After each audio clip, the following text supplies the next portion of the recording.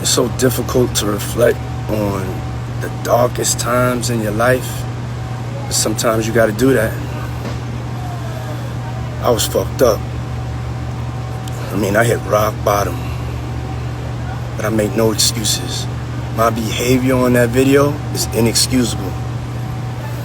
I take full responsibility for my actions in that video. I'm disgusted. I was disgusted then when I did it. I'm disgusted now. I went and I sought out professional help. I had to go into therapy, and go into rehab.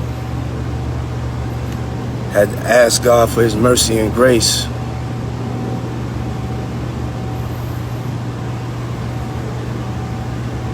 I'm so sorry.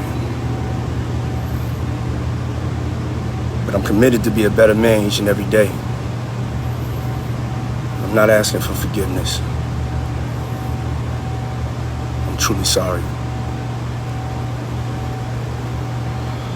I'm sure by now you've seen the video of P. Diddy absolutely attacking, hurting, harming, beating the absolute mess out of Cassie.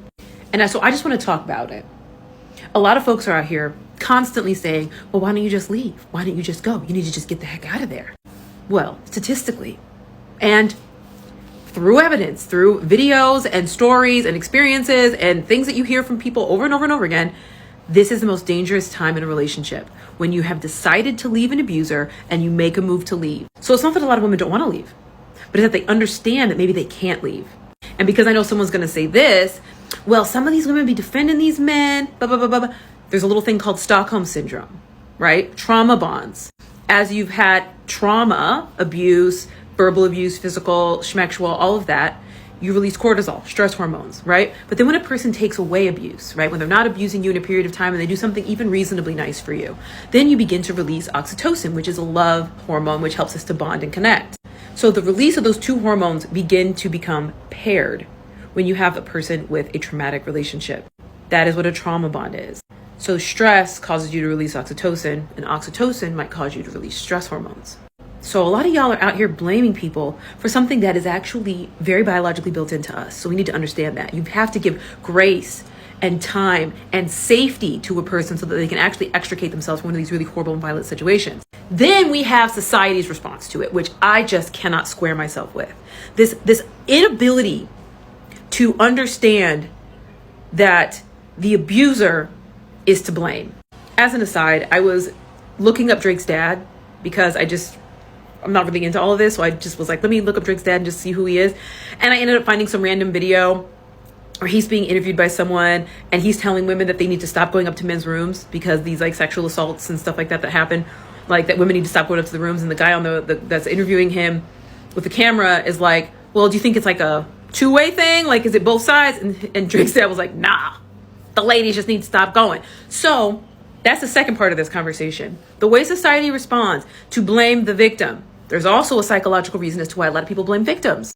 And it comes from this underlying construct that a lot of folks have, specifically conservative thinkers, people who focus more on the past, kind of like bringing things back, staying in this place of safety, high amygdala functioning, right? So they have a very, people who think conservatively tend to have a more overactive amygdala, which is the part of your brain that helps you to remember the bad things that happen, right? So they have this underlying construct called belief in a just world. And after I explain it, you're gonna be like, yeah, I see that everywhere. Basically, a lot of these folks that are conservative have a very simplistic perspective of the world, especially when they're under stress. So they have to believe good things happen to good people and bad things happen to bad people. A lot of people talk about that. But what happens when the world doesn't reflect this internal perspective? What happens when a bad thing happens to somebody that maybe is quote unquote good? Because I take issue with the whole concept of good people, bad people. So something bad happens to someone good, instead of changing your perspective on the way the world works, because that's a very drastic thing, you change your perspective on that person and you say they must be bad. So if a woman gets assaulted, you must assume it's her fault. She put herself in that situation. And the inverse is true. So you have someone that has good things happen to them, so you assume they must be good. We've had a previous president that has this happen every day. People make this mistake with him every day. Oh, he's made millions of dollars. He must be a genius. Absolutely not. Absolutely not. It's a belief in a just world fallacy. And even deeper underneath this is people's belief that they're also a good person.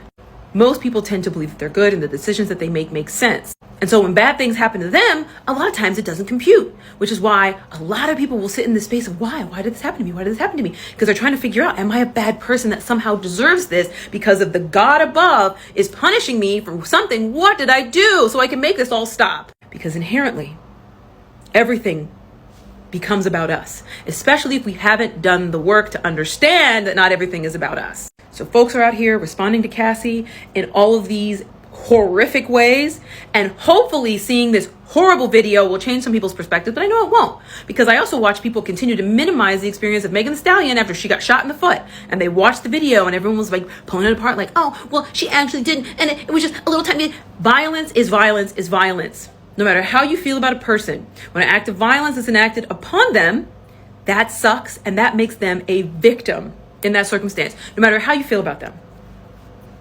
A victim. So if you're a person who's making excuses for abusers, you need to begin looking at your own psychology and looking deep inside yourself and understanding, why is it I cannot empathize with other people? Why is it I blame other people for the bad things that happen to them?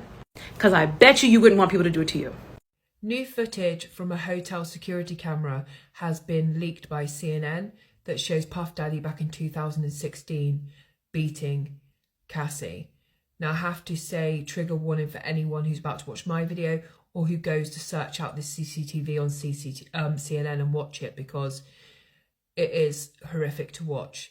The way he rags her around and kicks her so hard and then just kind of tears her away from the cameras to drag her back to the hotel room and throws vases from the hotel at her. He is literally so much bigger than her, overpowers her so easily. It is absolutely heartbreaking to watch. This shows what an animal Puff Daddy is. And I'm glad it's come out, because until now we're kind of like, you know, where's the evidence? Like, what's going on? I hope they fry his ass. I really do. Nobody in the industry deserves a downfall more than this man. There will be so much that comes out about Puff Daddy in the end that he will make R. Kelly look like Mary Poppins. And I don't say that to take away from any of the abuse that R. Kelly has committed. It's absolutely horrific, and he is where he needs to be. But this man has got away with so much for so long. And I hope to God they put him behind bars for the rest of his natural life.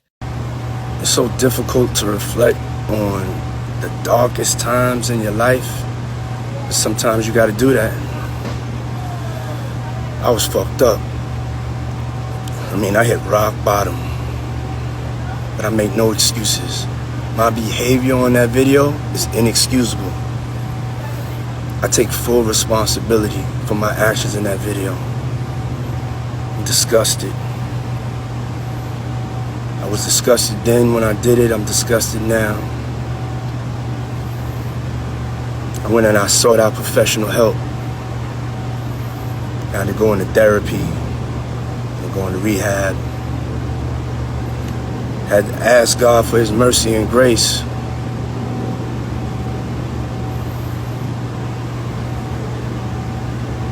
I'm so sorry. But I'm committed to be a better man each and every day. I'm not asking for forgiveness. I'm truly sorry.